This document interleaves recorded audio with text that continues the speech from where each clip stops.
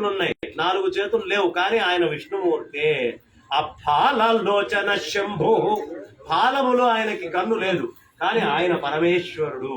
ఎందుకు అంటే మనలో జ్ఞానం పుట్టించాలంటే వ్యాసుల వారే, మనలో ఉన్న జ్ఞానాన్ని పోషించాలంటే వ్యాసుల వారే, మనలో అజ్ఞానాన్ని సంహరించాలి అన్న వ్యాసుల వారే.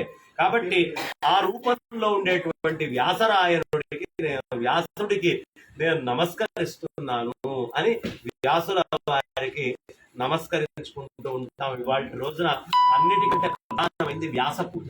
వ్యాసుల వారి పూజ చేయకుండా మీరు ఇతరమైనటువంటి ఎన్ని గుళ్ళకి వెళ్ళినా ఎక్కడికి వెళ్ళినా దానివల్ల ప్రయోజనం లేదు. అందుకనే మొట్టమొదటి శ్లోకం మీ అందరితోటి ఆ శ్లోకాన్ని చెప్పించింది. మళ్ళీ ఇంకొక శ్లోకం కూడా మనం అందరం చెప్పుకుందాం.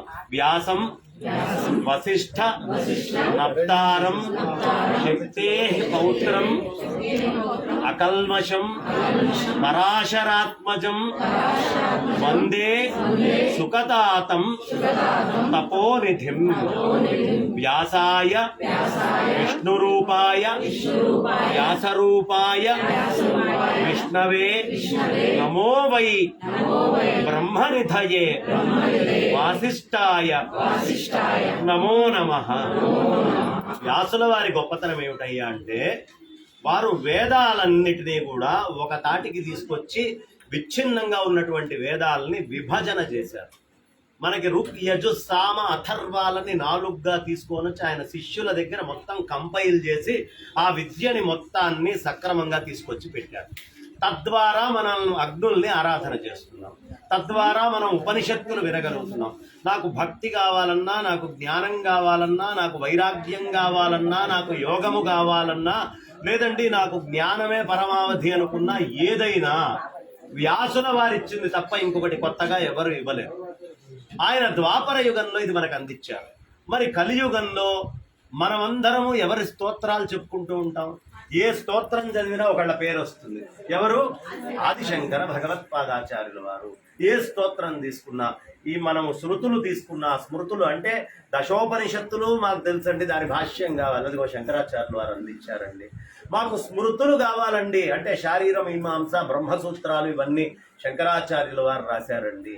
అదేవిధంగా మాకు పురాణాలు కావాలి అంటే భగవద్గీత, విష్ణు సహస్రనామము, ఇవన్నీ మహాభారత అంతర్గతంగా అనేకమైన పురాణ విషయాలన్నింటినీ తీసుకొని యోగ తారావళి అంటూ యోగ శాస్త్రాన్ని, జ్ఞానాన్ని, అద్వైత వేదాంతాన్ని, అసలు ఈ సమస్తమైనటువంటి వేదాలు ఏ మూలకి తీసుకొని వెళ్తాయో మనల్ని, ఆ కోణము మొత్తాన్ని ఆవిష్కరించినటువంటి మహాగురువులు ఆదిశంకర భగవత్పాదాచార్యులు వారు 32 ఏళ్లలో మొత్తం యావత్ భారతావనిని ఇటు నుంచి అటు ఆ సేతువు నుంచి అంటే రామేశ్వరం దగ్గర నుంచి సీతాచలం, కాశ్మీరము, మానస సరోవరం దాకా కూడా మొత్తము సంచరించి కేదారము దగ్గర వారు కాలడిలో పుట్టినటువంటి వారు కేదారములో తనువుని ఇంకెవరికి కనిపించకుండా చేశారు. ఆయన కాలం చేశారా అంటే ఎవరు చెప్పలేరు. ఆయన తనువు అక్కడ అంతర్ధానం అయ్యేట్టుగా చేశారు. సశరీరంతో కైలాసం వెళ్ళారు అని మనకు పెద్దలు చెప్తూ ఉంటారు. కాబట్టి అలాంటి శంకర భగవత్పాదాచార్యుల వారు, అలాంటి సాక్షాత్తు మనందరికీ గురుస్వరూపమైన దక్షిణామూర్తి రూపులు, ఈ ఇరువురిని మనం తీసుకోవాలి. ఎందుకయ్యా అంటే మనందరికీ శంకరం చెప్పండి అమ్మా, శంకరం, శంకరాచార్యం, కేశవం, బాదరాయణం, సూత్ర భాష్య కృతౌ వందే భగవంతౌ పునః పునః. ఎందుకు అంటే చిన్నప్పటి నుంచి తల్లిదండ్రులు అక్షరాలు అయితే నేర్పించారు, కానీ సూత్రీకృతమైనటువంటి ఆ అక్షరాలని మనం అర్థం చేసుకోవాల్సినటువంటి విధానం. మా శాస్త్రి గారు ఉన్నారు, వారు ఐ స్పెషలిస్టు. వారి యొక్క విద్యని ఆ ఐలోకి వెళ్ళేట్టుగా స్పెషల్గా తీసుకొని వెళ్ళేట్టుగా సూత్రీకరించాలిగా చదువుకునేటప్పుడు అది చేసేటటువంటి వాళ్ళు ఆచార్యులు. అక్షరాలు అందరూ ఇస్తారు, దానిని ఒక సక్రమమైనటువంటి పద్ధతిలో అంటే ప్రపంచంలో అంతటా గాలి ఉంది, కానీ అది మన టైర్లోకి వెళ్ళాలనుకోండి, దానికి ఒక సక్రమమైన సాధనం ఉండాలి. అంతా గాలి ఉన్నా అది లోపలికి వెళ్ళే ఏర్పాటు చేయాలి.